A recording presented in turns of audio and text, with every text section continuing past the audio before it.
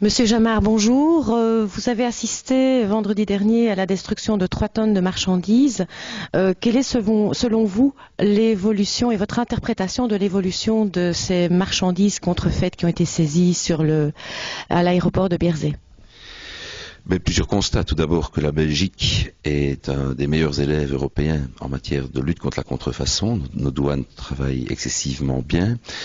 Mais d'un autre côté, ça veut dire aussi que la Belgique est une terre de transit. Nous avons de grands ports, des aéroports, et donc, se situant au centre de l'Europe, nous voyons passer sur notre sol et dans nos airs énormément de marchandises contrefaites. Alors la contrefaçon peut être banalisée. A priori, on peut se dire, est-ce que c'est bien grave? C'est 7 à 10% du commerce mondial. 7 à 10% du commerce mondial qui est contrefait. Cela représente un manque dans notre économie belge de 9 milliards d'euros. Je dis bien 9 milliards d'euros. Cela représente 200 000 emplois en moins en Europe. Cela représente une concurrence déloyale vis-à-vis de toutes les entreprises qui travaillent correctement et qui payent toutes leurs charges. Cela représente un manque fiscal assez important, évalué à l'heure actuelle à quelques 150 millions d'euros.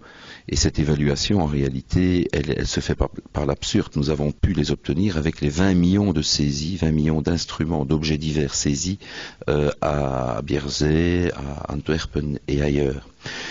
Donc, ça fait beaucoup de choses, et je dirais aussi que la santé publique est en jeu. Je crois que c'est important au niveau des médicaments, qui sont principalement orientés vers les pays moins favorisés comme l'Afrique. On cite un médicament sur 4, un médicament sur 3 qui est contrefait. Vous imaginez les conséquences néfastes. Je pense à des choses encore plus graves, tout aussi graves en tout cas, comme les pièces de véhicules d'occasion, ou même des pièces d'avion qui sont contrefaites. Donc on ne recule devant rien. La contrefaçon concerne absolument tous les produits. Et la cerise sur le gâteau, je dirais que ces fléaux qui se banalisent, et là j'en appelle vraiment au civisme de chacun, qui se banalisent, puisque qui n'a pas songé à ramener de vacances plus ou moins exotiques, sacoches, maroquinerie, parfums, montres ou que sais-je, ces fléaux, en fait, lorsqu'on les accumule les uns aux autres, toutes ces petites ventes, eh bien, donnent lieu à ce fameux commerce souterrain mondial de l'ordre de 500 milliards à 650 milliards de dollars, lequel commerce, maintenant c'est prouvé au niveau de la Commission européenne, alimente notamment les caisses du terrorisme. Alors, je ne veux pas donner froid dans le dos à tout le monde, mais je crois que nous avons tous une responsabilité, tout en sachant, dernier élément que je voudrais signaler, que la plupart de ces objets nous proviennent de l'Asie du Sud-Est. La plupart de ces objets sont construits par des enfants, souvent des mineurs d'âge ou des personnes en fragilisation extrême, dans des conditions abominables, avec des revenus qui n'en sont pas. Et donc au niveau moral, au niveau éthique aussi, je crois qu'on doit se sentir interpellé. Il n'est pas possible d'obtenir pour une somme dérisoire un sac qui copie une marque bien connue à un prix qui est 10 fois inférieur. Il y a quelque chose là de totalement impossible, les gens doivent le savoir, mais il faut savoir qu'au bout du compte, il y a de l'exploitation.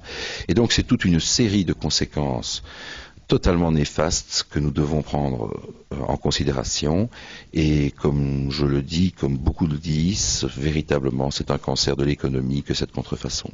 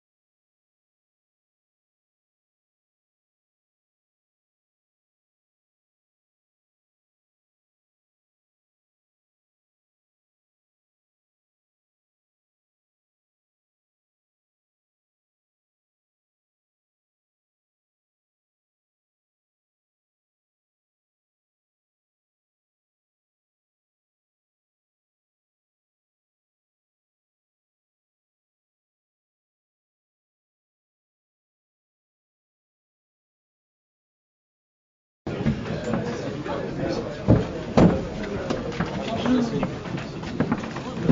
oui, et tu as pris des images? Non, on peut aller en bas après.